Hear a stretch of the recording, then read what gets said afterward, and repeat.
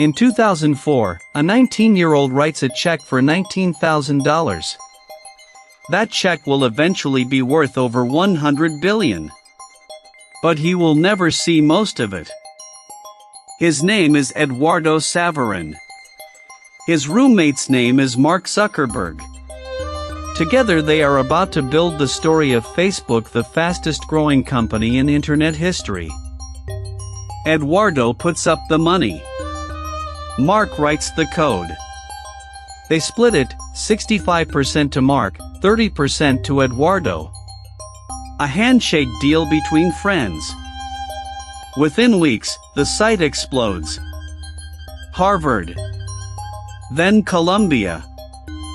Then Stanford. Then everywhere. Eduardo's $19,000 is already worth millions on paper. But here is what Eduardo does not know yet. His 30% is about to become less than 1%. And the person who will do it to him is his own co-founder. This is a story about two people who started in the same room, with the same company, at the same moment. One ended up controlling a $1 trillion empire. The other almost lost everything. Eduardo Saverin is not a coder. He is a finance guy, the son of a wealthy Brazilian family who moved to Miami when he was a teenager. At Harvard, he joins an investment club and reportedly makes a significant profit trading commodity futures. That is why Zuckerberg comes to him. Mark needs startup capital. Eduardo has cash, credibility, and a head for business.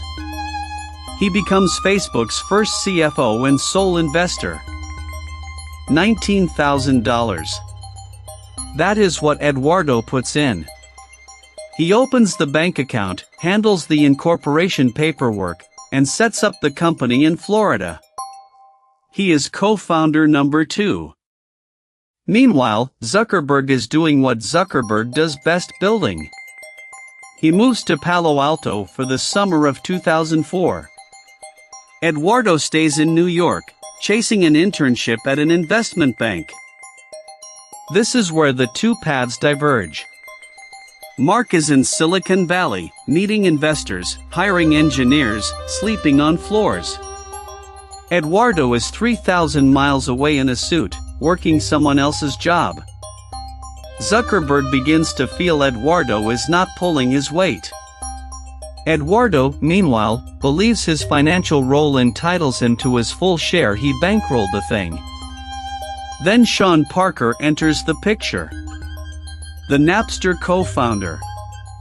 A fast-talking Silicon Valley veteran who sees Facebook's potential before almost anyone else. Parker convinces Zuckerberg to restructure the company to incorporate in Delaware and issue new shares. On paper, everyone still owns what they owned. But the new structure has a trap built into it. The trap is this: to keep your percentage, you must sign the new agreements and accept newly issued shares. If you do not sign, your stake gets diluted, washed away by the flood of new stock. Eduardo signs. But the version he signs does not protect him the way the others are protected. His shares are subject to dilution. Everyone else's are not. Over the following months, Facebook issues millions of new shares. Eduardo's 30% begins to shrink. First to 20%. Then to 10%. Then it keeps falling. 5%. 2%. By the time he finds out what has happened, Eduardo Saverin, co-founder of Facebook, owns a fraction of a percent of the company he started. Less than 0.1%. That is what he is left with. Out of the 30 he started with. Diluted by over 99% in under a year. Now compare that to Zuckerberg. Mark's stake barely moved. He retained majority control. The dilution only hit one person, the one who was 3,000 miles away when the paperwork was drawn up. Zuckerberg also had Eduardo's name removed from the company masthead. Co-founder erased. As if he had never existed.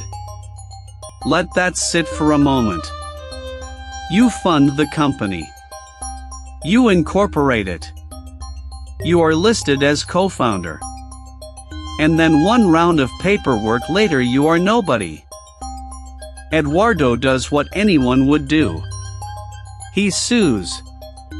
In 2005, he files a lawsuit against Mark Zuckerberg and Facebook alleging he was deliberately frozen out and diluted. He alleges fraud, breach of fiduciary duty, and unjust dilution. He says Zuckerberg deliberately structured the share issuance to wipe him out while protecting everyone else at the table. Facebook's lawyers push back hard. They argue Eduardo failed to contribute meaningful work after the launch. That he froze the company bank account out of spite. That he was a silent partner at best. The case never goes to trial. In 2008, they settle. The terms are sealed, but what leaks out changes everything for Eduardo. The settlement reportedly restores his ownership to somewhere between 2 and 5%. His co-founder title is officially reinstated. Facebook's own website adds his name back. 2 to 5%. That sounds tiny. That sounds like losing. But wait, because the size of what Facebook is about to become will turn even that sliver into a fortune. May 18, 2012. Facebook goes public on the Nasdaq. Opening price, $38 a share. The company is valued at $104 billion. $104 billion. The largest technology IPO in history at that time. And Eduardo Saverin, the man who was nearly erased, still holds shares. At 2%, his stake is worth roughly $2 billion. At 5%, over $5 billion. From a $19,000 check written in a dorm room 8 years earlier. Now look at the other side. If Eduardo had kept his original 30% untouched, undiluted, it would have been worth over $30 billion on that same day. Over $30 billion versus 2 to 5 billion. He still became a billionaire, but he lost $25 billion or more along the way. That is the gap between what he had and what he kept. Zuckerberg, meanwhile, holds approximately 28% at IPO. His stake, over $28 billion. Full control.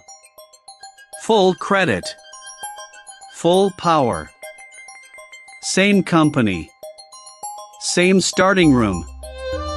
Same founding moment. One man holds almost 30%. The other holds maybe 3%. That is what a single restructuring did. But Eduardo does something else after the settlement, something almost no one talks about. In 2009, he moves to Singapore. And in 2011, he renounces his United States citizenship. Singapore has no capital gains tax. The timing right before the IPO saves him hundreds of millions in taxes on those Facebook shares when he sells them. Critics call it unpatriotic. Eduardo says it is practical. Either way, the man who almost lost everything makes sure that what he has left, he keeps. Subscribe and hit the bell so you don't miss what's next. Compare that to Zuckerberg's path after the IPO. Mark stays in California. Stays as CEO.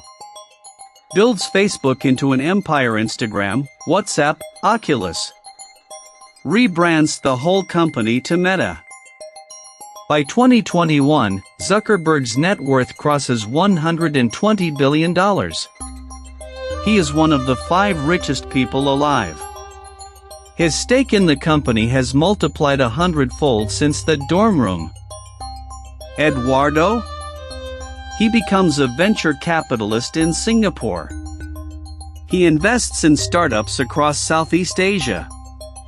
He is quiet. He is private. And he is still a billionaire, estimated at around 10 billion as of the early 2020s. So let us put both paths side by side one final time. Mark Zuckerberg codes the site, stays in the room, keeps control.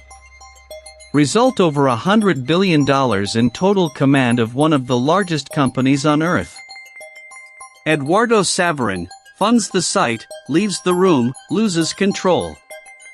Result: nearly erased, sues, settles, and still walks away with billions.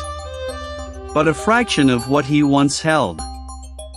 $19,000 became billions. But 30% became less than 5.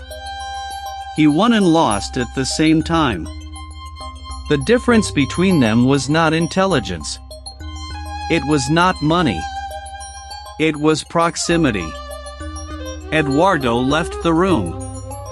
And in Silicon Valley, leaving the room is the one mistake you cannot undo. Zuckerberg did not break the law, at least not according to the settlement. He restructured. He issued shares. He followed the paperwork. But the result was devastating for the one person not in the room when it happened. That is how dilution works. No one steals your shares.